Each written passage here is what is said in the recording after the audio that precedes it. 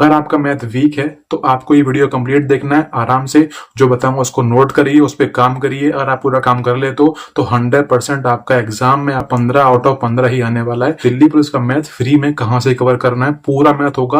आपके पास जो टाइम है अभी आपका एग्जाम तक, उतने टाइम के अंदर पूरा वीडियो आप कंप्लीट हो जाएंगी, ठीक, उतना सफिशियंट रहेगा। अगर आपको 15 में से 15 करने हैं तो ये वीडियो आपके लिए बिल्कुल रामायण होने वाली है। दिल्ली पुलिस के एग्जाम के लिए मैं बहुत कुछ मेहनत करके लेके आया हूँ, दिखाऊंगा आपको इस तरीके से क्या करना है वीडियो के अंदर। तो चलो चलते हैं आगे की ओर। So hey guys, first of all Jai Hind to all. सो आज की वीडियो होने वाला हमारा पूरा मैथ के ऊपर। आप लोगों को डर भरा हुआ है मेरे से मैथ नहीं हो पा रहा है, तो ये वीडियो जो है पूरा कंप्लीट होने वाला है मैथ के ऊपर। तो मैं आपसे बोल रहा हूँ, अगर आप आज ये वीडियो पूरा देख लेते हो तो आज के बाद आपका मैथ का पूरा डर खत्म हो जाएगा दिल्ली पुलिस के लिए, ठीक है। इस वीडियो के लिए मैंने बहुत मेहनत करी है, निकाल के लेके आया हूँ क्या बताना है आपको, क्या नहीं बताना है। तो प्लीज इस वीडियो को कंप्लीट देखना और आराम से जो बताऊँ उसको लिखने की कोशिश करना कि भैया जो बता रहे हैं उसको मेरे को अच्छे से लिखना है, क्योंकि मेरे को काम करना है। मेरा मैथ वीक है, उस पर काम करना ही करना है, ठीक है। तो अब हम बात शुरू कर लेते हैं कि क्या बात करने वाले हैं। आपको पता है आपका दिल्ली पुलिस का जो एग्जाम है दिसंबर में होना है इस साल, ठीक है। अभी आपके पास अक्टूबर है, नवंबर है, दिसंबर में आपका एग्जाम स्टार्ट होगा।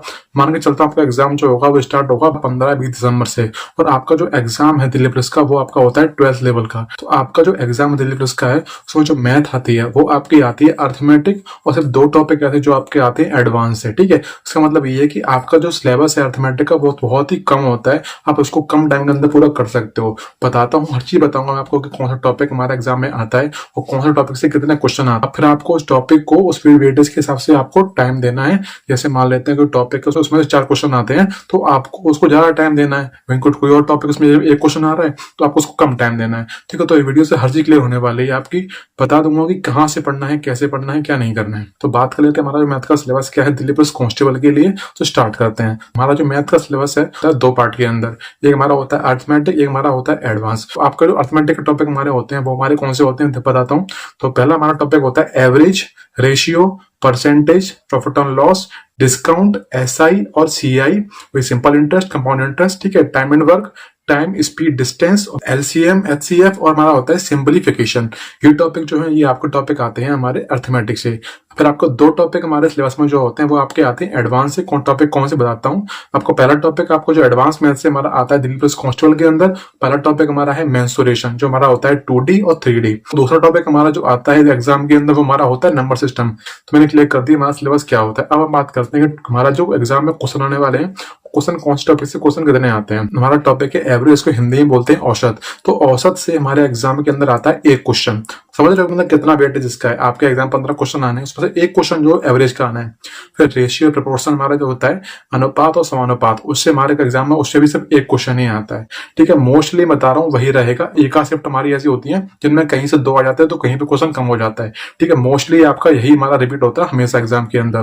फिर हमारा आता है परसेंटेज। परसेंटेज से आपके एग्जाम में 2 क्वेश्चन आते ही आते हैं 15 में से, ठीक है। हो सकता है कि 2 में से 1 क्वेश्चन आपका जनसंख्या से आ जाए और दूसरा क्वेश्चन आपका जो वो हमारा चुनाव से आ जाए, इलेक्शन के ऊपर, ठीक। परसेंटेज से इस तरीके से क्वेश्चन आ सकता है। फिर हम बात करें हमारा डिस्काउंट सी, जिसको बोलते हैं बट्टा। तो डिस्काउंट के अंदर से आपका एग्जाम में 1 क्वेश्चन आएगा जो कि इजी होगा, करने वाला होगा, लेकिन वजह थोड़ा कैलकुलेटिव होगा। जिसकी कैलकुलेशन अच्छी होगी क्वेश्चन को कर पाएगा, ठीक है। बात करें सिंपल इंटरेस्ट और कंपाउंड इंटरेस्ट की, तो सिंपल इंटरेस्ट, कंपाउंड इंटरेस्ट दोनों को मिलाकर आपके एग्जाम में 2 क्वेश्चन ही आते हैं। या तो हो सकता है क्वेश्चन सिंपल इंटरेस्ट से 1 क्वेश्चन आ जाए, या एक हमारा कंपाउंड इंटरेस्ट से आ जाए, या होता है कि सिर्फ सिंपल इंटरेस्ट से ही दोनों क्वेश्चन आपके एग्जाम में देखने को मिल जाते हैं, ठीक है। इस तरीके मैंने क्लियर कर दिया। फिर हमारा टॉपिक आता है टाइम एंड वर्क। तो टाइम एंड वर्क से भी आपके एग्जाम में 1 से 2 क्वेश्चन आ सकते हैं। वेटेज किस तरीके से होता है, तो टाइम एंड वर्क के अंदर हमारे टॉपिक होता है, इसको हम बोलते हैं पाइप एंड सिस्टम, मतलब नल और टंकी। तो ये टॉपिक जो हमारा होता है ये टाइम एंड वर्क के अंदर ही पढ़ा जाता है। तो या तो एक क्वेश्चन टाइम एंड वर्क से हमारा सिंपल आ जाता है, या फिर एक क्वेश्चन हमारा आ जाता है पाइप एंड सिस्टम से, नल और टंकी से। तो हो सकता है ऐसे 1 या 2 क्वेश्चन आ सकते हैं, लेकिन चांस ये होता है कि इस टॉपिक से भी सिर्फ 1 क्वेश्चन आपको देखने को मिलता है आपके एग्जाम के अंदर। बात करें अगला टॉपिक कौन सा। अगला टॉपिक हमारा होता है टाइम, स्पीड, डिस्टेंस, चाल, समय और दूरी। इसके अंदर भी बहुत सारे टॉपिक हमारे होते हैं, जैसे हमारा होता है रेस, ट्रेन, और हमारा होता है बोट एंड स्ट्रीम, वही नाव और धारा। तो ये टॉपिक जो हमारे होते हैं हमारे टाइम, स्पीड, डिस्टेंस के अंदर आते हैं। तो इस टॉपिक के अंदर से भी 1 से 2 क्वेश्चन आ सकते हैं। वेटेज वेरी करता है अलग अलग, लेकिन हाँ मोस्टली जो मैंने आपको बताया अभी तक ऊपर से नीचे तक का, मोस्टली आपका एग्जाम में चीज रिपीट करती है, मैंने आपको इसे बताया है, ठीक है। बात करें अगले टॉपिक की, तो हमारा होता है एलसीएम एचसीएफ। तो एलसीएम एचसीएफ से सिर्फ 1 क्वेश्चन आपको देखने को मिल सकता है। या तो बहुत ईजी होगा बड़े आराम से कर पाओ, या फिर थोड़ा टफ होगा, टफ इन द सेंस थोड़ा सा उसमें कैलकुलेशन होगी। भी, जिसकी कैलकुलेशन अच्छी होगी उसको बड़े इजीली कर जाएगा। बात करें सिंप्लीफिकेशन की, तो सिंप्लीफिकेशन से भी आपके एग्जाम में 2 क्वेश्चन आपको देखने को मिल जाते हैं, क्योंकि आपका एग्जाम 12th लेवल का है, तो सिंप्लीफिकेशन आपके लिए इंपॉर्टेंट टॉपिक हो जाता है। ठीक है, सिंप्लीफिकेशन से आपके एग्जाम में 2 क्वेश्चन आएंगे, ऐसा नहीं होगा बोल देगा 2+3, नहीं भाई, अच्छे से क्वेश्चन पूछता है, जो कि हो सकता है जो बच्चे ने अच्छा पढ़ा रखा है वो भी ना कर पाए। ठीक है, इजी जाएगा तो बहुत इजी आ जाता है, टफ आता है तो बहुत टफ बना देता है। बात करें एडवांस मैथ की, तो एडवांस मैथ मैंने बताया आपके एग्जाम में 2 टॉपिक आपके एग्जाम में आते हैं। पहला हमारा मेंसुरेशन 2D 3D, हमारा होता है नंबर सिस्टम। दोनों में बताता हूँ किस तरीके से आता है। बात करें मेंसुरेशन की, तो मेंसुरेशन से आपके एग्जाम में या तो एक क्वेश्चन ही आएगा, चांस रहता है कि सिर्फ एक क्वेश्चन ही आएगा जो कि 2D से आएगा। अगर 3D से आया तो फिर 2D से नहीं आएगा। ठीक है, सिर्फ एक क्वेश्चन आपका एग्जाम मेंसुरेशन से आता है। फिर आपका जो बात करें नंबर सिस्टम की, नंबर सिस्टम के अंदर से हो सकता है आपके एग्जाम में 2 क्वेश्चन भी आ सकते हैं।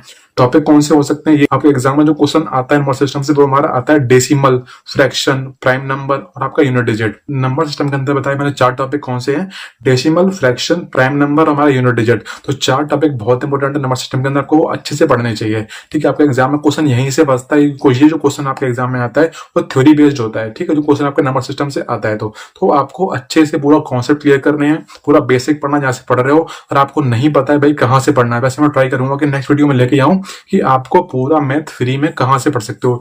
कोई जरूरत नहीं पड़ेगी बैच लेने की, बैच ले रखा है तो छोड़ो, बैच से अच्छा बताऊंगा वहां से पढ़ सकते हो। चाहो तो कमेंट कर देना बढ़िया वीडियो चाहिए, बाकी मैं वीडियो अपने आप ही लेके आऊंगा उसके ऊपर कि आपको दिल्ली पुलिस का मैथ फ्री में कहां से कवर करना है। पूरा मैथ होगा, आपके पास जो टाइम है अभी आपका एग्जाम तक, उतने टाइम के अंदर पूरा वीडियो आप कंप्लीट हो जाएंगी। ठीक है, उतना सफिशियंट रहेगा। तो मैंने क्लियर कर दिया आपको जो आपके टॉपिक हमारे किस तरीके से एग्जाम पूछे जाते हैं, मैंने क्लियर कर दिया है। अब बात कर लेते हैं कि मैथ को करना कैसे चाहिए। तो मैथ की स्ट्रेटेजी सिंपल सी है यार, आपको पता है कि आपको कुछ भी नहीं आता, सीधा जाओ सिलेबस के ऊपर। सिलेबस देखो मैंने बता दिया, उसको काम करो कि भाई मेरे को पता है मेरे परसेंटेज से 2 क्वेश्चन आने हैं, 2 काम करोगे, 2 क्वेश्चन एग्जाम में आने हैं, तो 2 क्वेश्चन कैसे गलत नहीं होने चाहिए, बिल्कुल फ्री के नंबर होते हैं परसेंटेज के अंदर से। आपको लग जाए क्वेश्चन बड़ा सा है, लेकिन क्वेश्चन बड़े इजीली हो जाता है, और कैलकुलेशन आपकी स्ट्रॉन्ग है तो। ठीक है, तो अर्थमेटिक मैथ हमारा जो होता है पूरा गेम उसका कैलकुलेशन का होता है। तो मैं आपसे बोलूंगा कि आपको कैलकुलेशन पे भी काम करनी चाहिए, टेबल वगैरह अच्छे से याद करो, आपको मल्टीप्लिकेशन आने चाहिए, 2 डिजिट 3 डिजिट, जो रियल चीज होती है वो आपको बता रहा हूँ। ठीक है, और हर एक को वो चीज आती है आज के टाइम पे। एक बंदा होगा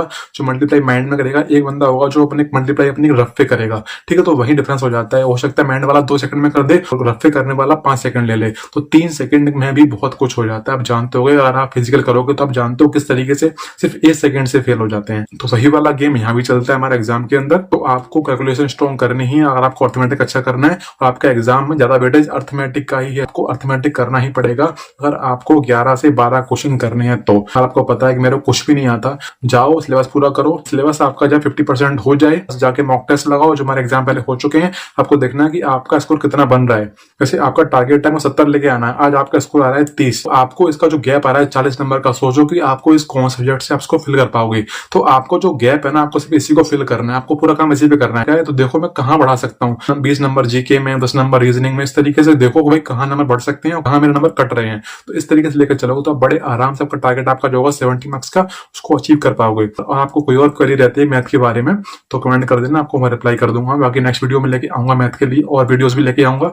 आपको अगर वीडियो पसंद आया है तो वीडियो पे कमेंट कर देना, वीडियो को लाइक कर दीजिए और चैनल सब्सक्राइब कर लीजिए। पता है किस तरीके से आपके लिए हेल्प कर रहा हूँ मैं। आपको पता है कि मैं खुद भी मॉक टेस्ट लगाता हूँ दिल्ली प्रेस वगैरह के, उसका शॉर्ट्स भी डालता हूँ और जो आप देखते ही होगे। ठीक है, तो अब हम मिलेंगे नेक्स्ट वीडियो के अंदर, जब तक के लिए जय हिंद।